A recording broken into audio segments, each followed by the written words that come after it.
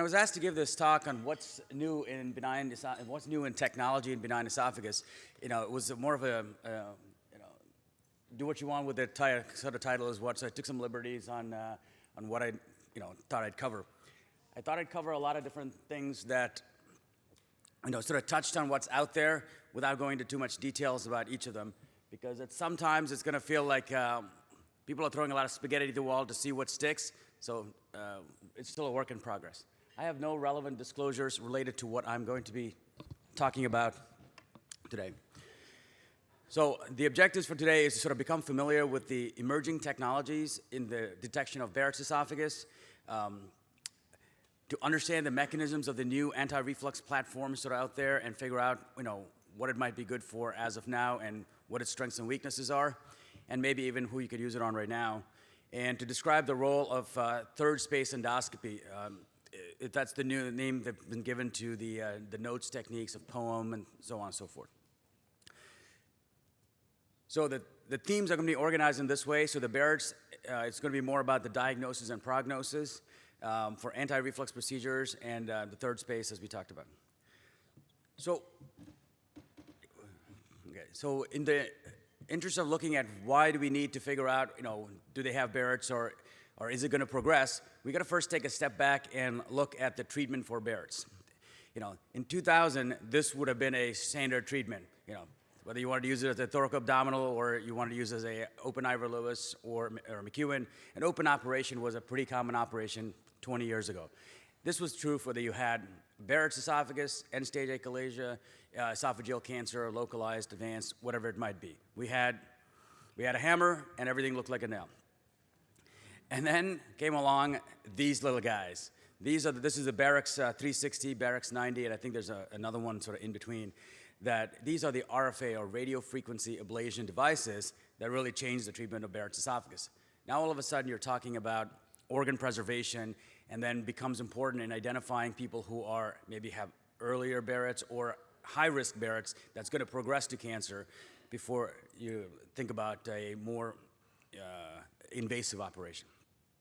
So in 2009, this New England Journal of Medicine paper was published where they showed that they were able to eradicate about 91% of low-grade dysplasia and 81% of patients with high-grade dysplasia in the setting of Barrett's esophagus.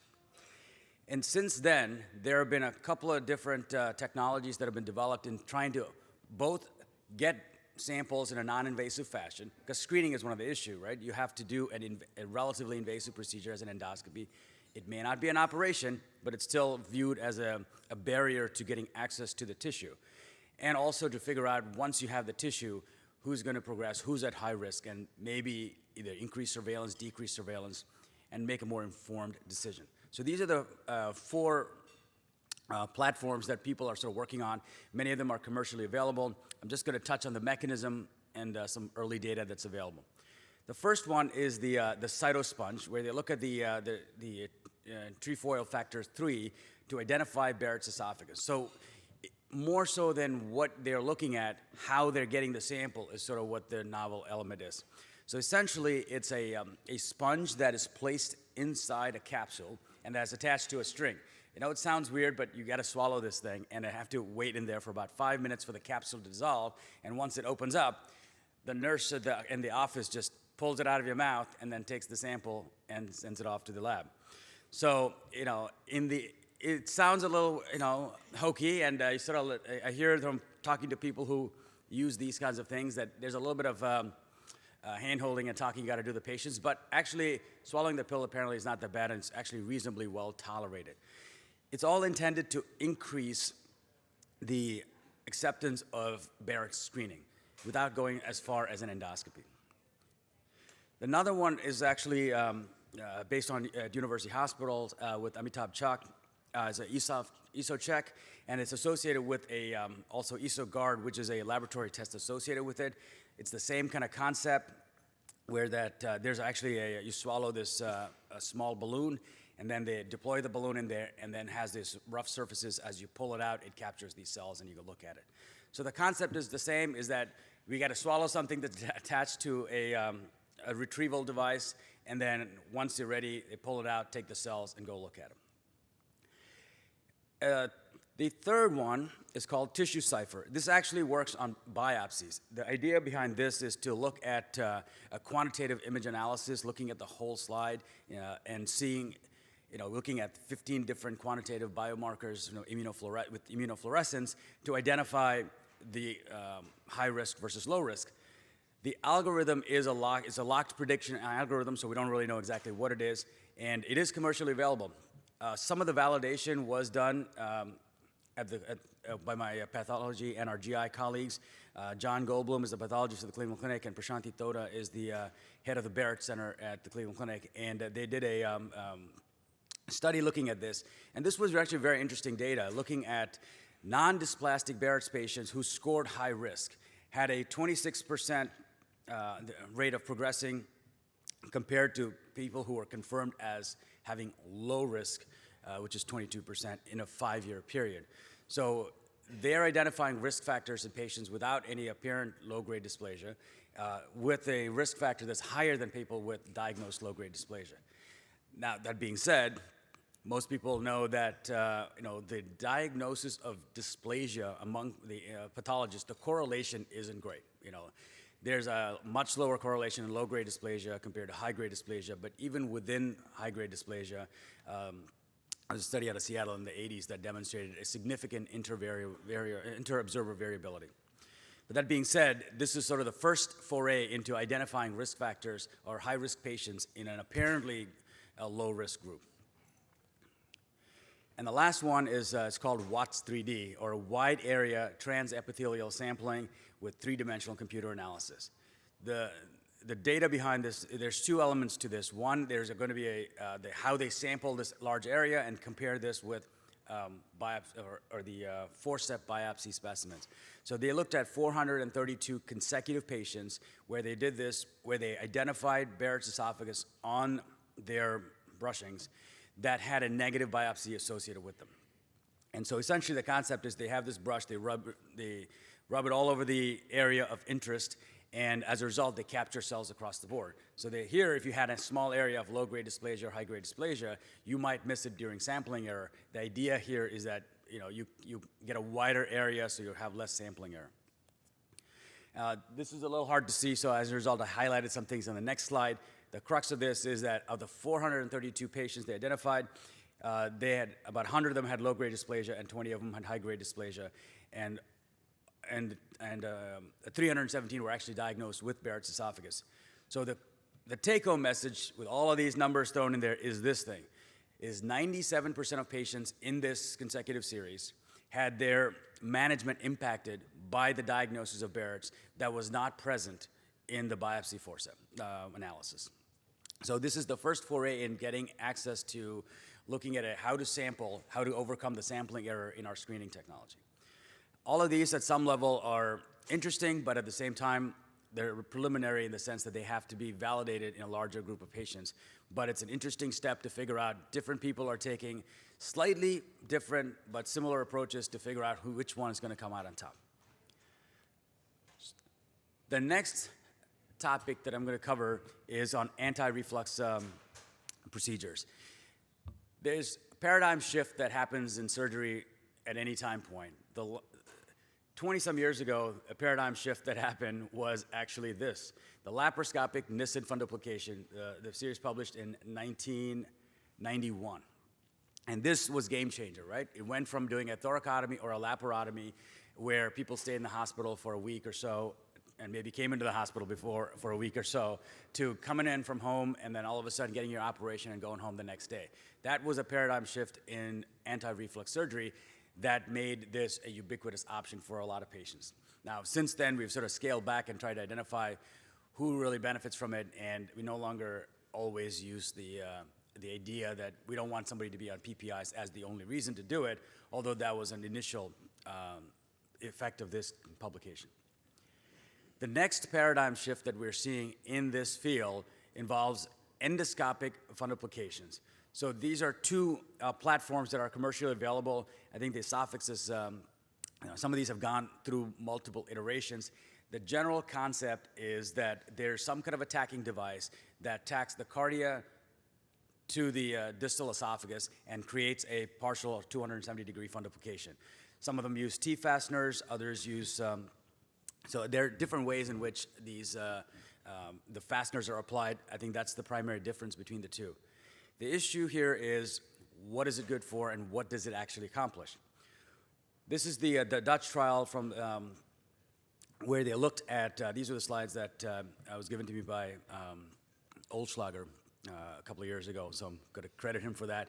This is the Dutch trial that looked at 6-month data. What they found was that people who had, the blue is actually people who had TIF, and the red is people who are maximum PPI, is that when you look at their symptom scores, even 6 months later, people who had TIF are doing much better. But if you're a purist about an anti-reflux operation, and you're asking yourself, if this is an anti-reflux operation, have I really gotten rid of acid reflux? The answer is not as clear. So baseline, they're very similar patient populations, and 6 months later, they appear to be relatively similar populations. So it turns out that even if taking it out to 12 months, the same concept is there, is that the patient's acid exposure increases with time, and so does their use of PPI. So what we're seeing is that it probably helps a lot with regurgitation, maybe not as good an operation in terms of people getting off of PPI. The meta-analysis looking at this technology looked at 18 studies and almost 1,000 patients. Some of them were randomized controlled studies. And pooling all the data together, what they found was that, yes, it's effective in the short term, and the efficacy decreases as time goes on. But it still remains effective it starts to plateau towards the end. There's still some effectiveness in some patients going forward. So what is the conclusion? They concluded that the TIF is an alternative intervention to controlling GERD. Maybe in patients who can't take PPI, maybe they have other reasons that they need to have their reflux controlled. Long-term results have shown it decreases effectiveness over time, and many patients have to resume the use of PPIs. To some degree, that's not unlike a Nissen fundoplication, where a significant number of patients get off the acid reflux medications in the short term, but in the long term, if you follow them out 10 years, at least half of them have to go back on it. So it's similar in that way, except that the failure rate seems to be at present a little more accelerated. So the pros of this: it's an alternative to PPIs, has a very low side effect rate, there are no incisions, so perhaps somebody with multiple abdominal operation who would need maybe an open anti-reflux operation would benefit from this, has a low complication rate, and has very low rate of things such as dysphagia, bloating, and post-fundoplication symptoms, because there's less manipulation of the tissue that's going on. Where do we use it right now? We actually use this in patients who have had a fundoplication. It's actually a relatively great platform to be able to tighten the fundoplication, because it loosens with time, so people get more reflux as time goes on with a Nissen fundoplication or a Toupet fundoplication. And we actually use this as a salvage in between before saying that maybe they should have a complete revision. The cons, well, it's inferior acid reflux control relative to a standard Nissen or Toupet fundoplication. Conversion to a conventional anti-reflux surgery can be challenging. It is and it isn't, in the sense that when it fails absolutely, then it works great, meaning that the T fasteners or H fasteners have all completely come off. Okay, then there's not much to take down. It actually makes it easier. But in practice, that's not the case. Last week, I took one of these down and had to convert that to a Toupet fundoplication. What we found was that this patient probably had a reducible type 1 hiatal hernia, and all the fasteners had come off, but the cardia was still tacked to the diaphragm. So they converted a reducible type 1 hernia into a fixed type 1 hernia. And so the reflux actually, in the beginning was great, the reflux control, but afterwards was far worse than when the patient had started. It leaves its role is currently unclear, except, like I said, in a few scenarios that we actually tend to use them at present.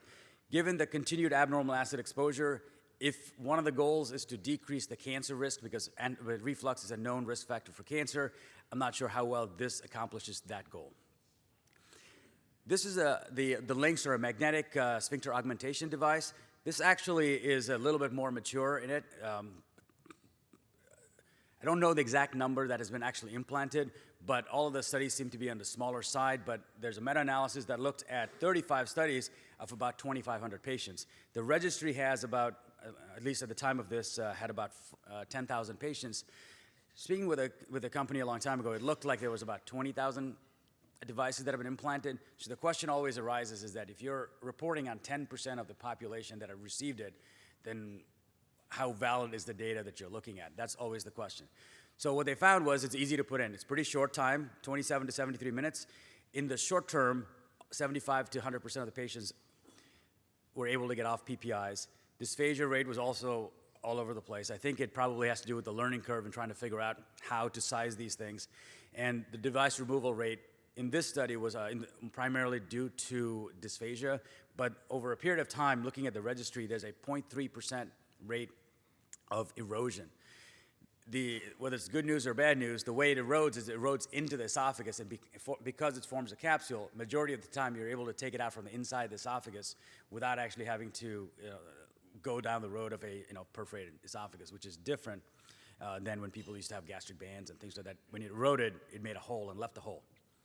That being said, if it's 0.3% at 4 years, and this is a benign disease where people could live 40 years, now all of a sudden you're talking about and if you happen to implant thousands of these every year, then all of a sudden you're talking about a significant minority of patients who are going to have these devices removed, or they're going to have some anti-reflux operation done after this thing is eroded through. The last one about this is actually currently done in small centers in Asia. This was actually from Dr. Inoue in Japan. There's also some places in India that do this. It's an anti-reflux mucosotomy. Essentially what they do is they create a circumferential mucosotomy in the gastric cardia, and over time it strictures and creates a anti-reflux barrier. The first 2 patients out of the 10 that they did in this study, they actually had strictures they had to dilate, so they went to a crysantic anti-reflux mucosotomy, and with that they said that they did not have any of the strictures they had to dilate. The last one is many years out. And in the short-term study, they were able to show that they were able to normalize the Demeester score and get people off PPI. So I've been talking about these different things in the order, what I think is the order of maturity. So I think that the Barrett's detection is the least mature, and I think that the third space endoscopy is the most mature. So where do they come up with third space, right? It's not outer space, it's not inner space. So what is the first space? The first space is the space in the lumen of the bowel. The second space is the laparoscopic, the abdominal cavity, et cetera. That's the third space is something in between, which is when you work inside the wall of an organ, it's called third space endoscopy. It's more catchy than, poem or notes and things like that. So what are the things that we use it for? Since we're talking about benign esophagus, we actually are using this in patients with reflux in post-transplant population. As one of my partners, Usman Ahmad, published this paper recently. We looked at doing endoscopic pyloromyotomies. POEM for achalasia is now a relatively mature thing. It's almost mainstream, in fact, in many institutions. But endoscopic pyloromyotomy is something to consider in patients who have reflux and gastroparesis associated with it. What they found was that obviously, with the endoscopic myotomy, they were able to significantly decrease the gastroparesis symptoms, as noted in the GCSI, the symptom score. But what they incidentally also noticed was a significant decrease in reflux. I mean, you would expect that if you have less things sitting around your stomach, you're going to have less reflux as well. So in patients who have post-operative gastroparesis in the setting of esophagectomy or even anti-reflux operations, this is a great tool. I have a brief video showing relatively how straightforward it is. You make an incision just about 1 centimeter away from the pylorus. You don't actually have to tunnel very far, and then you immediately drops you down onto the pylorus. When we do a pyloromyotomy, we're always taught to make this about a 1 or 2 centimeter incision across the pylorus. But it turns out that the pyloric muscle, when you're doing it this way, you see that it literally is a small band, like some people refer to it as like a calamari band. It's only a few millimeters thick. It's literally, that's all it is. And once you cut it, the sphincter is wide open.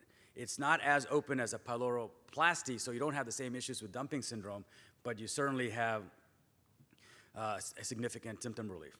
And this entire operation takes about 10, 15 minutes. We've gotten to the point where a lot of people are just getting it and going home the same day as an outpatient procedure. So the last one is looking at submucosal resection of tumors. This is essentially, you create an incision over a submucosal tumor. This is an extension of a combination of POEM, some version of POEM, and then you enucleate the leiomyoma, and then you close the defect, and you're done. So they looked at 180 patients in the Albert Einstein Medical Center in Philadelphia, and the median size of this lesion, what, 2 to 3 centimeters, seems to be a size that they can easily take out, and that makes sense, right? We've had issues where, like, larger than this, we've taken it out, but we can't get it out of the mouth. So you have to put it in the stomach, and then you have to cut it into pieces, and then you take it out piecemeal, which is not the end of the world, but in an organ-preserving fashion, you can do it in some situations. Most of these patients were leiomyomas. It takes about 45 minutes to do, and I mean, it's leiomyoma, so the statement that there were no recurrences in 36 months is not as, interesting. Yeah.